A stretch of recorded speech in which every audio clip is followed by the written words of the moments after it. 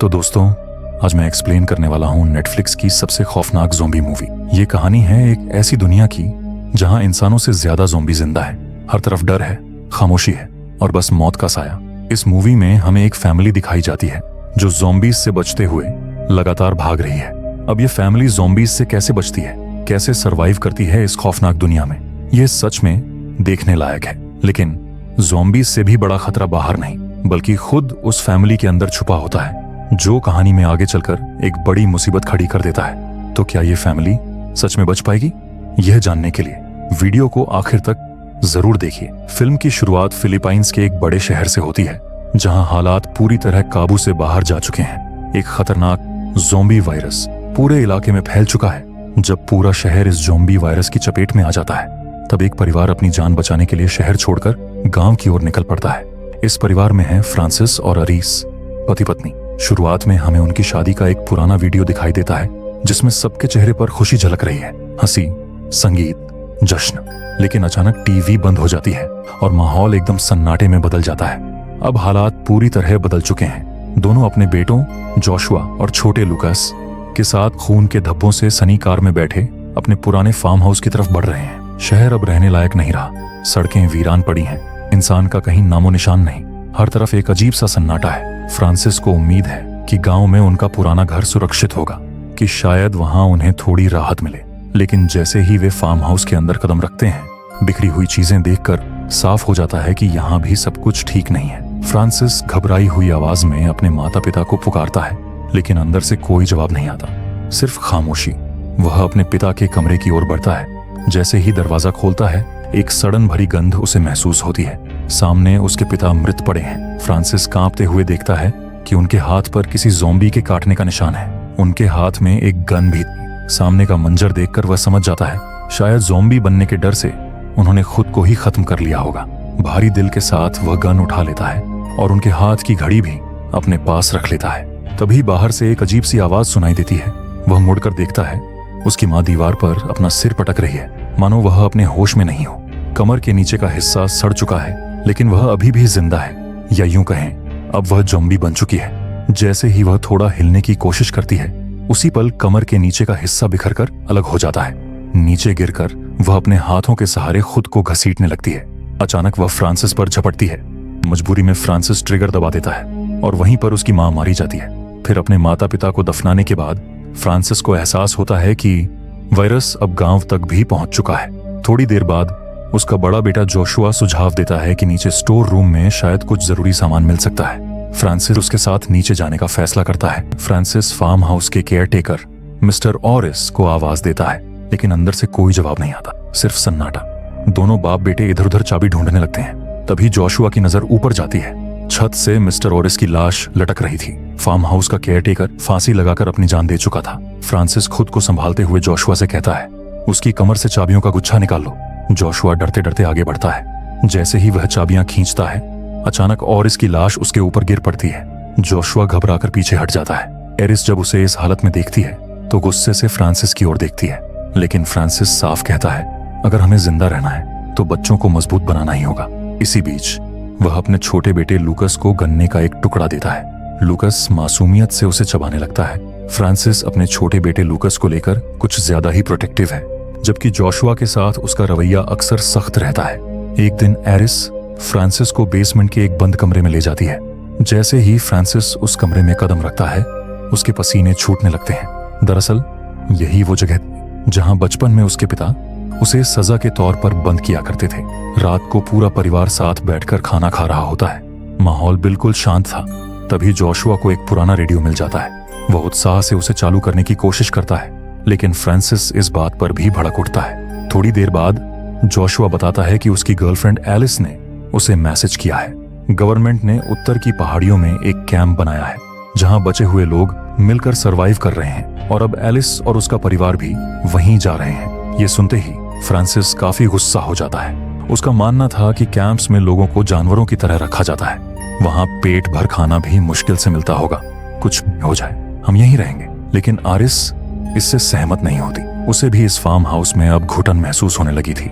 वो भी कहती है, यहाँ रहकर हम दुनिया से कट चुके हैं, हमें पता ही नहीं बाहर क्या हो रहा है। फ्रांसिस चुप रहता है। उसने मन ही मन यहीं रुकने का फैसला कर लिया। उसी रात फ्रांसिस एक डरावना सपना देखता है। अंधेरे से उसके पिता की परछाई उभरती हैं, जैसे अतीत फिर से उसका पीछा कर रहा हो। फ्रांसिस घबराकर अचानक जाग जाता है। उसकी सांसें तेज चल रही होती हैं और बिना कुछ कहे वह एरिस को कसकर पकड़ लेता है। सुबह होते ही एरिस फिर से कैंप जाने की बात छेड़ देती है। काफी देर की बहस के बाद आखिरकार फ्रांसिस मजबूरी में नॉर्थ की तरफ जाने के लिए मान जाता है। वे अपनी पुरानी खटारा कार में बैठते हैं और चुपचाप निकल पड़ते हैं। रास्ते में एक पुल पर पहुंचते ही वे देखते हैं कि कई गाड़ियां बीच रास्ते में खड़ी हैं। आगे बैरिकेड लगे हुए हैं, सब कुछ सुनसान। यह देखकर फ्रांसिस का मन बदल जाता है। वह वापस लौटने का सोचता है, लेकिन एरिस साफ मना कर देती है। हम इतनी दूर आ चुके हैं, अब वापस नहीं जाएंगे।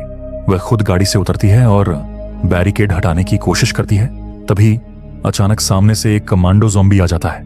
पल भर में वह एरिस पर हमला कर देता है, लेकिन वो ज़ॉम्बी उसे कुछ कर पाता कि तभी फ्रांसिस गोली चला देता है। लेकिन फायरिंग की गूंज सुनकर आसपास छिपे और ज़ॉम्बीज बाहर आ जाते हैं। गाड़ी में बैठे बच्चों को देखकर वे उनकी कार को घेर लेते हैं। स्थिति बेकाबू होती देख फ्रांसिस तुरंत फैसला लेता है। वह चिल्लाकर ज़ॉम्बीज का ध्यान अपनी ओर खींचता है और उनसे दूर भागने लगता है। ज़ॉम्बीज उसे पकड़ने ही वाले होते हैं कि आखिरी पल में फ्रांसिस उनकी ओर एक ग्रेनेड फेंक देता है। एक तेज धमाका होता है और आग के बीच सभी ज़ॉम्बीज जमीन पर गिर पड़ते हैं। डर और सदमे में डूबे हुए वे अपनी कार वहीं छोड़ देते हैं और बिना पीछे देखे पैदल ही फार्म हाउस की तरफ लौट पड़ते हैं। अगली सुबह फ्रांसिस कार लेने के लिए फिर उसी पुल पर जाता है। कार आसानी से स्टार्ट हो जाती है। गाड़ी में सब कुछ ठीक था, लेकिन उसी पल उसके मन में एक ख्याल आता है, अगर गाड़ी घर ले गया तो एरिस फिर से कैंप जाने की जिद करेगी। कुछ सेकंड तक वह स्टीयरिंग पकड़े चुप बैठा रहता है। फिर एक फैसला लेता है। वह जानबूझकर कार को वहीं छोड़ देता है और उसमें रखा थोड़ा बहुत सामान उठाकर पैदल घर लौट आता है। घर पहुंचते ही एरिस पूछती है, गाड़ी कहाँ है? फ्रांसिस बिना उसकी आंखों में देखे जवाब देता है, खराब हो चुकी है, अब उसे चालू करना मेरे बस की बात नहीं। और इस कुछ पल उसे देखती है। गाड़ी का अचानक खराब होना उसे हजम नहीं होता, लेकिन वो कुछ नहीं कहती।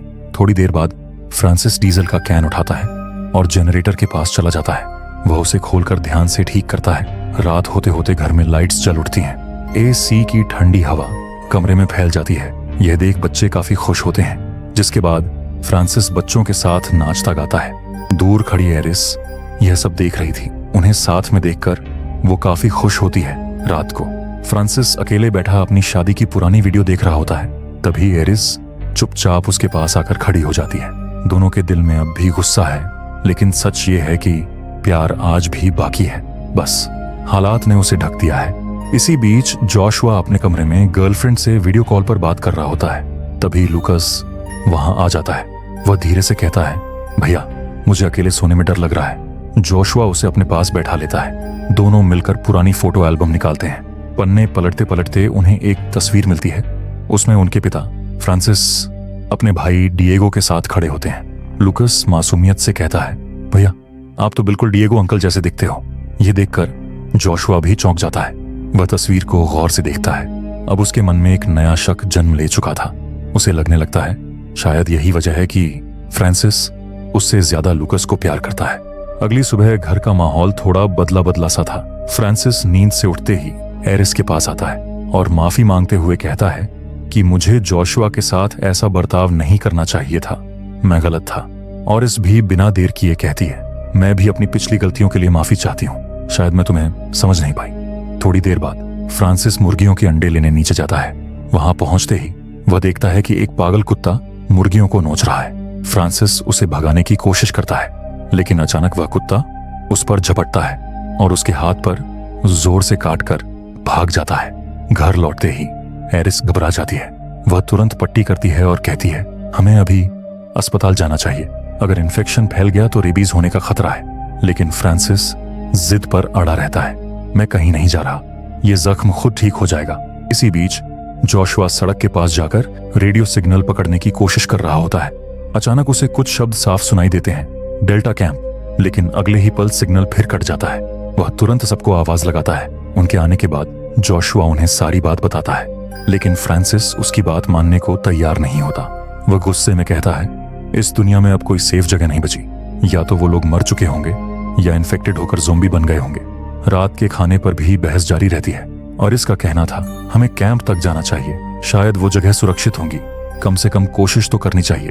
लेकिन फ्रांसिस आखिर में वह सख्त लहजे में अपना फैसला सुनाता है, हम यहाँ से कहीं नहीं जा रहे, वहां हमें मौत के अलावा कुछ नहीं मिलने वाला। अगली सुबह जोशुआ अपने पिता के पास आता है।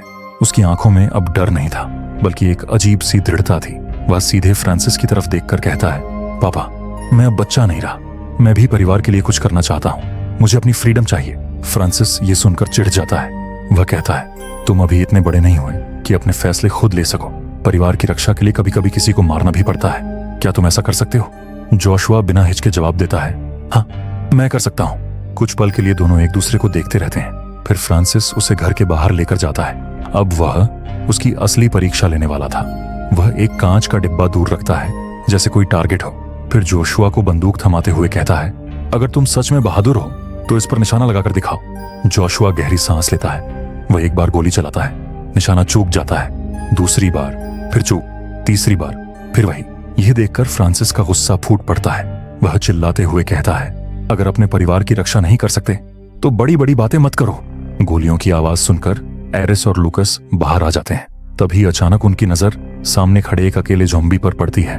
पहले तो वे उसे अनदेखा कर देते हैं, लेकिन अगले ही पल झाड़ियों के पीछे से ज़ॉम्बीज का पूरा झुंड निकल आता है। उन्हें अपनी ओर बढ़ते देख चारों के चेहरों का रंग उड़ जाता है। वे दौड़ते हुए फार्म हाउस की तरफ निकलते हैं। किसी तरह दरवाजा बंद करके उसके सामने भारी सामान लगा देते हैं ताकि ज़ॉम्बीज अंदर न घुस सकें। फ्रांसिस ऊपर बालकनी पर जाता है। आगे का नजारा देखकर उसकी सांसें थम जाती हैं। ज़ॉम्बीज ने पूरे फार्म हाउस को घेर लिया था। कुछ खिड़कियों से अंदर आने की कोशिश कर रहे थे। फ्रांसिस समझ जाता है अब यहाँ से बच निकलना लगभग नामुमकिन है। वह यही सोच रहा होता है कि तभी अचानक दूर से एक गाड़ी का तेज हॉर्न सुनाई देता है। ज़ॉम्बीज का ध्यान तुरंत उस ओर चला जाता है। ड्राइवर गाड़ी घुमाकर उन्हें अपने पीछे दौड़ाता हुआ काफी दूर ले जाता है। घर के अंदर खड़े एरिस और बच्चे कुछ समझ नहीं पाते आखिर कौन था वो और क्यों मदद कर रहा था। लेकिन फ्रांसिस उस गाड़ी को पहचान लेता है। वो उसके भाई डिएगो की कार थी। अगली सुबह फ्रांसिस नदी के किनारे जाता है। वहीं उसे डिएगो दिखाई देता है, वही जिसने पिछली रात उनकी जान बचाई थी। कुछ पल दोनों चुप खड़े रहते हैं। डिएगो धीरे से कहता है, मैं कल रात माँ पापा से मिलने आया था, सोचा देख लूं वो कैसे हैं। फिर वह फ्रांसिस से पूछता है, माँ और पापा की तबीयत कैसी है, वो दोनों ठीक तो है ना? जिस पर फ्रांसिस भारी आवाज में कहता है, वो अब इस दुनिया में नहीं रहे, मैं यहाँ आने से पहले ही वो जा चुके थे। यह सुनकर डिएगो का चेहरा उतर जाता है। कुछ पल चुप रहने के बाद वह धीरे से कहता है, अगर तुम चाहो तो मैं यहीं रुककर तुम्हारी मदद कर सकता हूँ। लेकिन यह सुनते ही फ्रांसिस का गुस्सा फूट पड़ता है। वह तुरंत गन निकालकर डिएगो पर तान देता है। सच ये था कि फ्रांसिस के दिल में सालों पुराना जहर भरा हुआ था। दरअसल उसकी पत्नी एरिस और डिएगो के बीच कभी संबंध रहे थे और जोशुआ फ्रांसिस का नहीं बल्कि डिएगो का बेटा था। यही सच फ्रांसिस को अंदर ही अंदर खाए जा रहा था और उसी वजह से उसके मन में डिएगो के लिए गहरी नफरत आज भी जिंदा थी। जाते जाते वह जेब से एक मैप निकालकर फ्रांसिस को देता है, अगर जिंदा रहना चाहते हो तो अपनी फैमिली को लेकर उत्तर की पहाड़ियों में चले जाओ, वहां बचे हुए लोगों के लिए कैंप बनाया गया है। फ्रांसिस गुस्से में मैप को आग लगाने ही वाला था, लेकिन कुछ सोचकर रुक जाता है। घर लौटने पर एरिस तुरंत पूछती है, इतनी देर से कहां थे? जवाब देने के बजाय फ्रांसिस उसे डिएगो की जैकेट दिखाता है। जैकेट देखते ही एरिस का चेहरा बदल जाता है। वह बिना कुछ कहे मुड़कर वहां से चली जाती है। अब फ्रांसिस समझ चुका था कि आने वाले दिनों में ज़ॉम्बीज का खतरा और बढ़ सकता है। वह पूरे फार्म हाउस को और मजबूती से सील कर देता है, दरवाजे, खिड़कियां, हर दरार। इसी बीच लूकस खेलते खेलते बेसमेंट में चला जाता है। वहां खिड़की के बाहर उसे एक ज़ॉम्बी दिखाई देता है। उसकी हालत काफी कमजोर थी।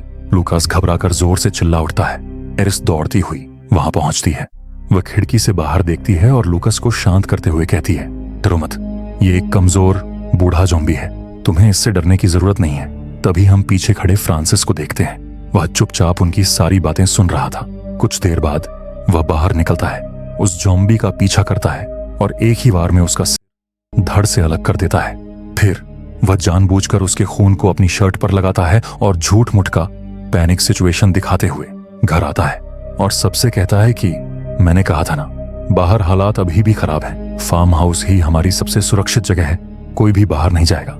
एरिस उसकी आंखों में देखती है और तुरंत समझ जाती है कि फ्रांसिस कुछ छिपा रहा है। थोड़ी देर बाद फ्रांसिस नहाने चला जाता है। मौका देखकर जोशुआ चुपके से उसके कमरे में जाता है। उसी समय फ्रांसिस बाहर आता है, लेकिन जोशुआ बिना कुछ कहे चुपचाप वहां से निकल जाता है। शाम ढलते ही फ्रांसिस अचानक क्रिसमस मनाने की तैयारी करने लगता है। सब हैरान रह जाते हैं। एरिस चौंक कर कहती है, अभी तो सितंबर है। फ्रांसिस जवाब देता है, हमारे लिए अब महीने मैटर नहीं करते, हम कभी भी त्योहार मना सकते हैं। इससे साफ पता लग रहा था कि उसका मानसिक संतुलन बिगड़ने लगा है। डिनर के दौरान जोशुआ हिम्मत जुटाकर अपनी माँ से कह देता है कि उसने फ्रांसिस के कमरे में एक मैप देखा है।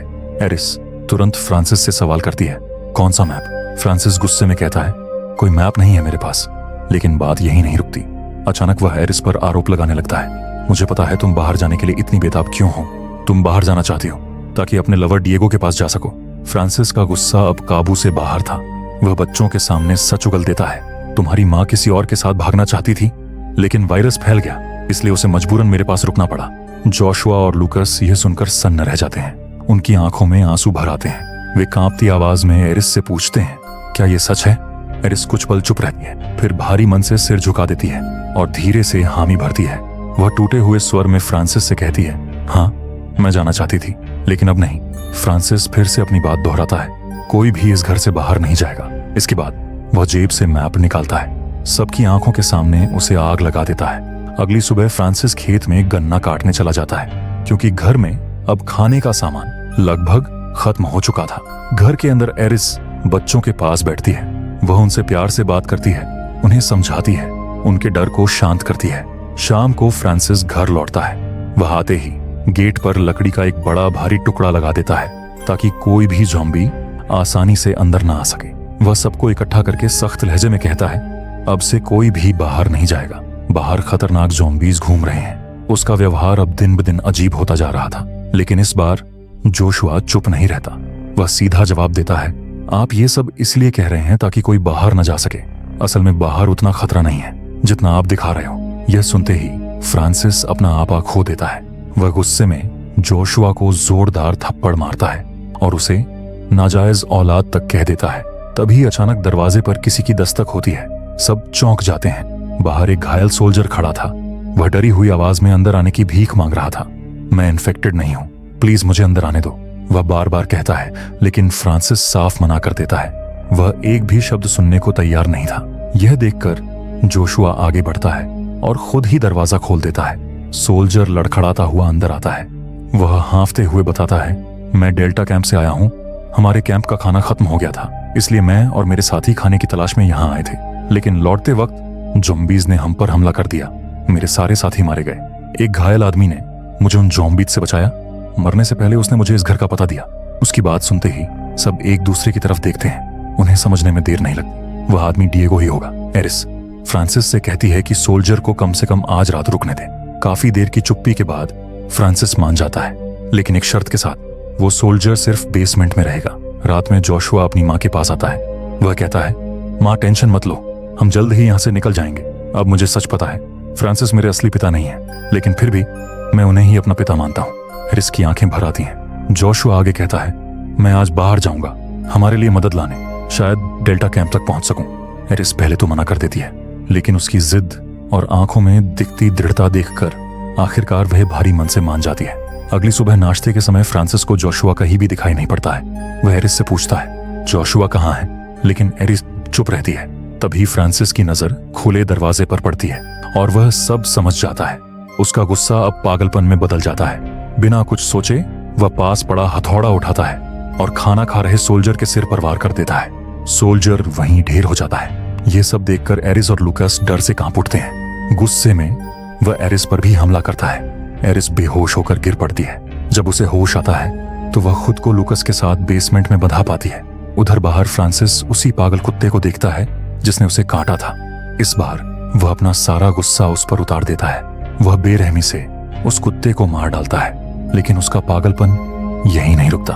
कुछ देर बाद वह उसी कुत्ते का मांस पकाता है और बेसमेंट में एरिस और लूकस के सामने रख देता है और तुरंत खाना खाने के लिए कहता है, लेकिन एरिस साफ इनकार कर देती है। यह देखकर फ्रांसिस आग बबूला हो जाता है। वह प्लेट जमीन पर पटक देता है। प्लेट के साथ एक चाकू भी फर्श पर गिरता है। एरिस बिना शक जताए धीरे से अपने पैर के नीचे उस चाकू को छिपा लेती है। फिर वह फ्रांसिस के पास जाकर नरमी से बात करने लगती है, लेकिन अचानक फ्रांसिस की नजर उसके पैरों पर पड़ती है। वह चाकू देख लेता है, तुरंत उसे उठा लेता है और एरिस को फिर से बेसमेंट में बंद कर देता है। कुछ देर बाद एरिस भागने की कोशिश करती है।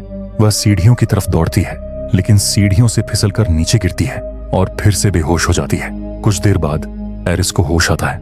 लूकास कांपती आवाज में पूछता है, माँ अब यहां से कैसे निकलेंगे? कहती है कि हम निकलेंगे, लेकिन जैसे मैं कहूं वैसे करना होगा। कुछ ही पल बाद लूकास जोर जोर से चीखने लगता है। उसकी आवाज सुनकर फ्रांसिस घबराकर बेसमेंट की तरफ भागता है। जैसे ही वह लूकास के पास पहुंचता है, एरिस मौका देखकर उस पर झपट पड़ती है। उसके हाथ में एक नुकीली चीज थी। वह सीधे फ्रांसिस की गर्दन में घोंप देती है। फ्रांसिस दर्द से कराह उठता है। एरिस और लूकास बेसमेंट का दरवाजा बाहर से बंद कर देते हैं। अंधेरे में अकेला रह गया फ्रांसिस, वहीं उसी कमरे में जहां बचपन में उसके पिता उसे बांध कर रखते थे। पुरानी यादें फिर से जिंदा हो उठती हैं। उसका पागलपन अब उसे अंदर से तोड़ने लगता है। उधर एरिस जल्दी जल्दी जरूरी सामान इकट्ठा करती है और लूकास के साथ घर से बाहर निकल जाती है। लेकिन जैसे ही वे बाहर पहुंचते हैं तो घर के बाहर उसकी मुलाकात डेगो से होती है। लेकिन अब वह इंसान नहीं रहा था, वह एक डरावना ज़ॉम्बी बन चुका था। उसे देखते ही एरिस लूकास को लेकर वापस अंदर भागती है। वह दरवाजा बंद कर पाती उससे पहले ही ज़ॉम्बी डिएगो अंदर घुस आता है। वह सीधे लूकास की तरफ झपटता है। अपने बेटे को बचाने के लिए एरिस उसे रोकने की कोशिश करती है, लेकिन डिएगो उस पर भी टूट पड़ता है। उनकी चीखें बेसमेंट तक पहुंचती हैं। अंदर कैद फ्रांसिस सब सुन लेता है। उसका मानसिक संतुलन भले डगमगा चुका था, लेकिन अपने परिवार के लिए उसका प्यार अब भी जिंदा था। आखिरकार दरवाजा टूट जाता है। फ्रांसिस बाहर निकलता है और सीधे डिएगो पर झपट पड़ता है। लगातार वार करता है जब तक डिएगो पूरी तरह खत्म ना हो जाए, जिसके बाद फ्रांसिस एरिस की तरफ मुड़कर चिल्लाता है, तुमने डिएगो को अंदर आने क्यों दिया? लेकिन तभी लूकास धीरे से उनके सामने आ जाता है। उसके हाथ से खून बह रहा था। दरअसल डिएगो ने उसे काट लिया था। अगर आप वीडियो के यहाँ तक पहुंच चुके हैं और आपको वीडियो पसंद आ रहा है तो प्लीज एक लाइक जरूर कर दीजिए और चैनल को सब्सक्राइब करना बिल्कुल मत भूलिए, क्योंकि हम ऐसी ही इंटरेस्टिंग और डिटेल्ड मूवी एक्सप्लेन वीडियो आपके लिए लगातार लाते रहते हैं। आपका एक लाइक हमें और बेहतर कंटेंट बनाने की मोटिवेशन देता है। यह देखकर एरिस और फ्रांसिस दोनों के पैरों तले जमीन खिसक जाती है। जो फ्रांसिस अब तक गुस्से में जल रहा था, वह अचानक बिल्कुल शांत हो जाता है, मानो उसका सारा पागलपन उसी पल गायब हो गया हो। एरिस समझ जाती है अगर लूकास की जान बचानी है तो अभी इसी वक्त फैसला लेना होगा। वह कांपते हाथों से चाकू उठाती है और वह लूकास का इन्फेक्टेड हाथ काट देती है। लूकास दर्द से तड़प उठता है। उसकी चीख पूरे घर में गूंज जाती है। एरिस तुरंत खून रोकने की कोशिश करती है। अपने बेटे को इस हालत में देखकर फ्रांसिस अंदर से टूट चुका था। एरिस जल्दी से कहती है, हमें तुरंत डॉक्टर के पास जाना होगा, कैसे भी करके गाड़ी का इंतजाम करो। फ्रांसिस बिना एक शब्द कहे दौड़ पड़ता है, सीधे उसी पुल की तरफ जहां उनकी कार खड़ी थी। वह भागते भागते वहां पहुंचता है, लेकिन जैसे ही गाड़ी के पास पहुंचता है उसे सामने जोशुआ दिखाई देता है। फ्रांसिस के कपड़े खून से सने हुए थे। जोशुआ के मन में एक ही ख्याल आता है, क्या डैड इन्फेक्टेड हो चुके हैं? फ्रांसिस उसके पास बढ़ता है। वह मदद मांगना चाहता था, लेकिन जोशुआ सोचे वह गोली चला देता है। फ्रांसिस वहीं गिर पड़ता है। जोशुआ धीरे धीरे उसके पास जाता है और तभी उसे एहसास होता है उससे कितनी बड़ी गलती हो चुकी है। फ्रांसिस अभी जिंदा था। वह मुश्किल से बोलता है, मुझे माफ कर देना, मैं कभी अच्छा बाप नहीं बन पाया। अब तुम्हें अपनी माँ और अपने भाई का ख्याल रखना है। लूकास बहुत घायल है, गाड़ी लेकर जल्दी फार्म हाउस जाओ। इतना कहकर उसकी सांस वहीं थम जाती है। उधर फार्म हाउस में एरिस बेसब्री से इंतजार कर रही थी। तभी उसे दूर से गाड़ी की आवाज सुनाई देती है, यानी जोशुआ गाड़ी लेकर आ गया था। और इसी के साथ ये मूवी यहीं पर खत्म हो जाती है। दोस्तों, अगर आपको ये वीडियो पसंद आया है तो यकीन मानिए मेरा ये अगला वीडियो भी आपको जरूर पसंद आएगा। आप इसका इंट्रो देख सकते हो।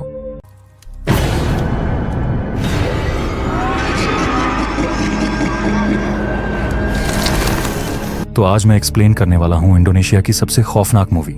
ये मूवी इतनी डरावनी है कि इसे देखते हुए आपको अपने आसपास कुछ अजीब सा महसूस होने लगेगा। ये कहानी है एक बच्ची की जिसके अंदर आ जाता है एक शैतान, और वो शैतान अब पूरे गांव में क्या क्या आतंक मचाएगा, ये देखना सच में रोंगटे खड़े कर देता है। मैं बात कर रहा हूँ सुमाला मूवी की। दोस्तों, ये कहानी एक सच्ची घटना पर आधारित है। दरअसल आज भी इंडोनेशिया में एक ऐसा गांव है जहां अंधेरा होते ही बच्चों को घरों में बंद कर दिया जाता है, क्योंकि कहा जाता है रात में खेतों के बीच एक बच्ची भटकती है। और आज हम इसी डरावनी कहानी को इस मूवी में देखने वाले हैं, इसलिए वीडियो को आखिर तक जरूर देखिए और यकीन मानिए ये कहानी आपको अंदर तक हिला देगी।